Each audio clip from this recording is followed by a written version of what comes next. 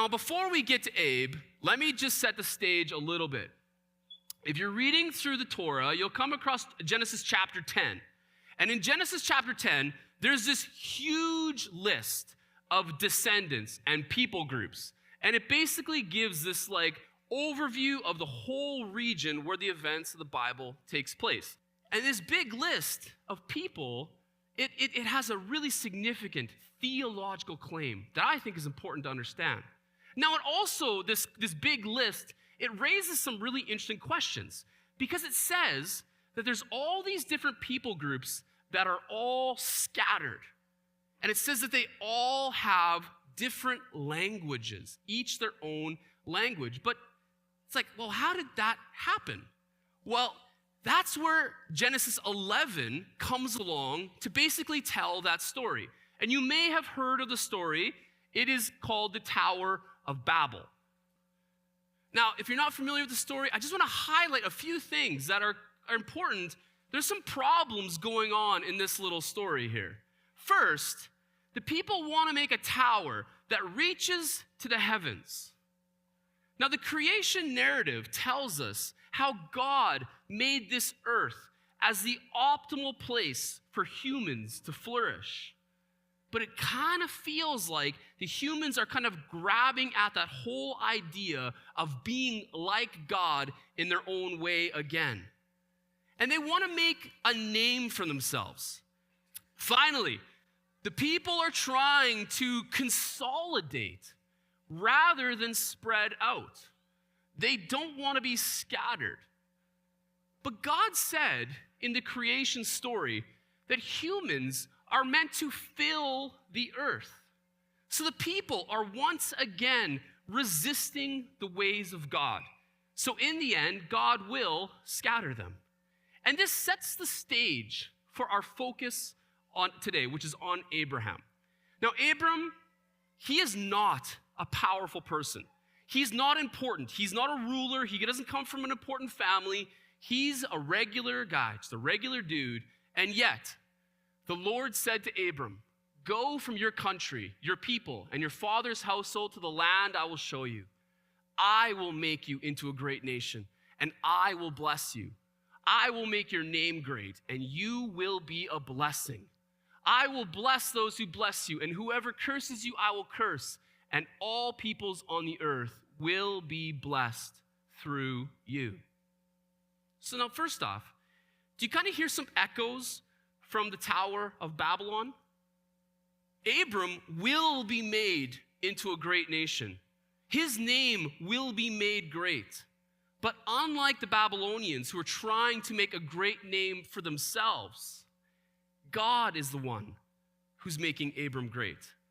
And this is significant because God has a purpose for doing this. This isn't like one of those goofy reality TV shows where people are looking for some random dud to turn into a stud. God has a bigger purpose for Abram. He says, "You will be a blessing. All people on the earth will be blessed through you." This might be the hero we've been waiting for. Someone who's going to work together with God to get things back on course. And so Abram went as the Lord told him. Awesome. This guy trusts God. He's going to get it right.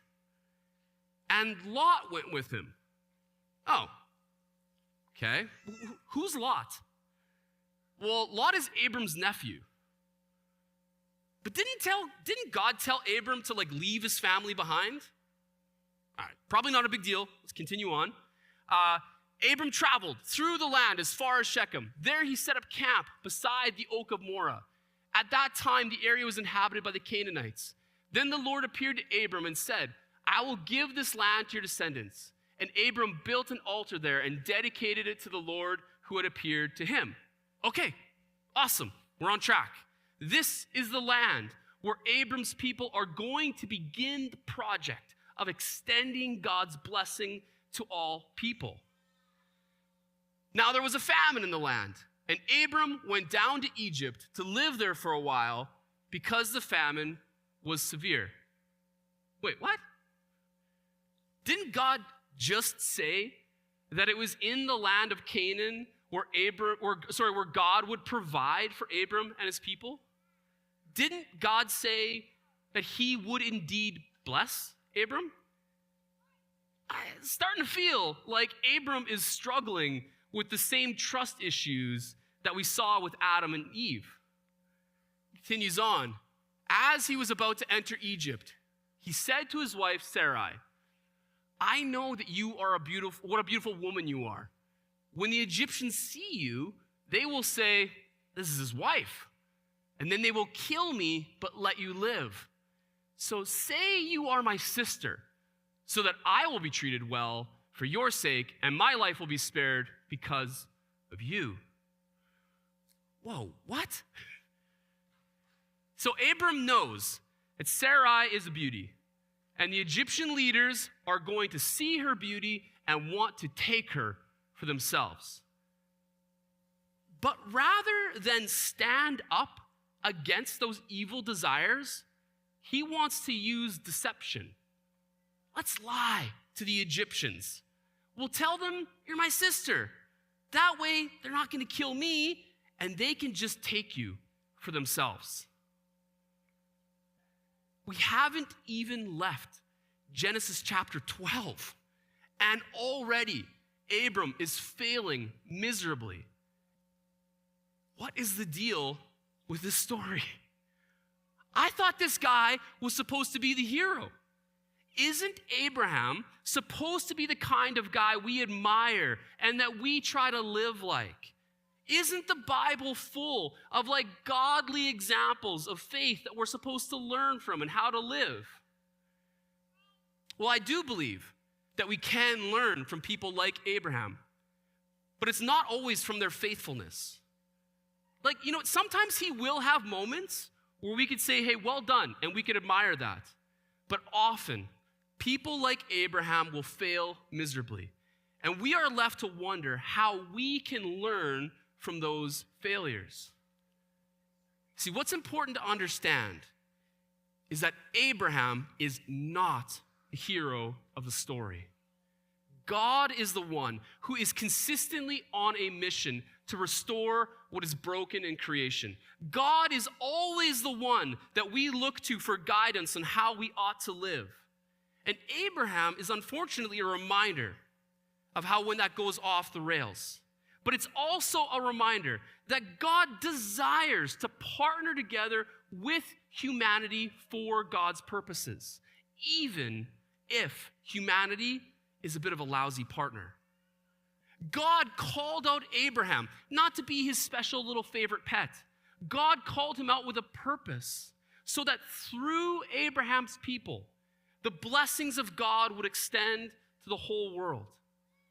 And even though Abraham and his people often failed miserably, that promise could not be stopped.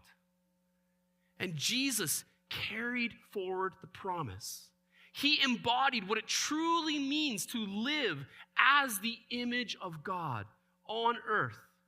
And through his life, his death, and his resurrection, he made a way for all of us to be welcomed into the family of God. And now, through the church, the mission continues on. We are inheritors of the blessing, but we are also inheritors of the calling and the responsibility to extend God's blessing to the world. What kind of opportunities are there for you to be a blessing in your world this season? On your hockey team, to your classmates, to the new people on your block who recently moved from another country. Maybe you need to consider intentionally moving towards people who are hurting in our city. Maybe God is nudging you to set your feet down in areas of our city where you normally avoid, in order that you could see the true needs for God's blessing to touch the lives of people around you.